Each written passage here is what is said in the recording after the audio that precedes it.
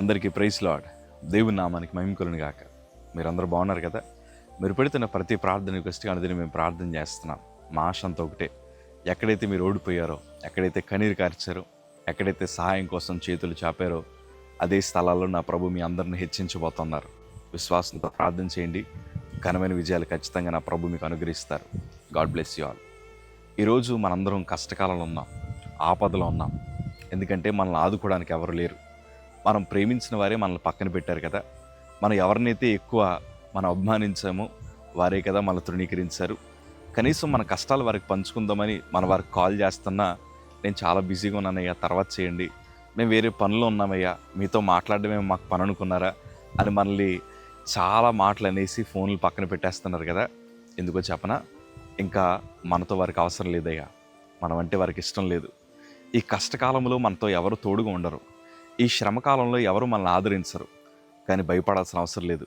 ఎందుకో తెలుసా, ఈ కష్టకాలంలో మనం ఒంటరివారం అయిపోతామని ప్రభువుకు బాగా తెలుసు. ఈ ఆపద కాలంలో ఎవరూ మన చేయి పట్టుకోరని దేవుడికి బాగా తెలుసు. అందుకే ఈరోజు నిన్ను నన్ను ధైర్యపరచడానికి దేవుడు ఈ మాటలు మన కోసం రాయించారు. భక్తులు కూడా అనుభవంతో ఈ మాటలు మనకు తెలియచేయాలని రాశారు. దేవుని వాక్యంలో 107వ కీర్తన 6వ మాట చదవగలిగితే, వారు కష్టకాలం మంది యెహోవాకు మొరపెట్టిరి, ఆయన వారి ఆపదల నుండి వారిని విడిపించను. వారొక నివాసపురము చేరునట్లు చక్కని త్రోవను ఆయన వారిని నడిపించెను. దేవుడు ఎంత శక్తి కలిగిన వారు చూసారా. ఆపదలో ఉన్నప్పుడు మొరపెట్టగా ఆయన వారిని కాపాడారట. వారికి ఒక చక్కటి మార్గమును ప్రభు ఏర్పాటు చేసి, వారి కష్టకాలం నుండి దేవుడు వారిని విడిపించి వారు చేరాల్సిన గమ్యానికి దేవుడు చేర్చారు. ఈరోజు నువ్వు ఆపదలో ఉన్నావు, మనుషుల వైపు చూడొద్దు, నువ్వు ప్రేమించిన వారి వైపు చూడొద్దు, లేకపోతే నువ్వు అభిమానించిన వారి వైపు చూడొద్దు, ప్రభు వైపు చూడండి.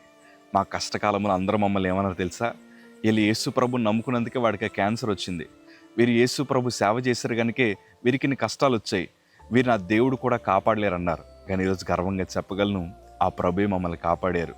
ప్రియ సంగమా, నీ ఆపదలు నువ్వు ప్రభుకు మొరపెట్టు, నీ కష్టకాలంలో దేవునికి మొరపెట్టు. నా ప్రభు నీకు ఘనమైన విజయాలు ఇవ్వడానికి ఈరోజే సిద్ధంగా ఉన్నారు.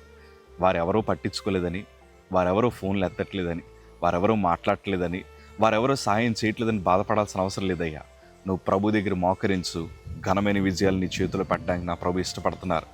కన్నీరు తుడుచుకొని సంతోషంగా లేచి ప్రార్థన చేయి. God bless you all. Praise lord.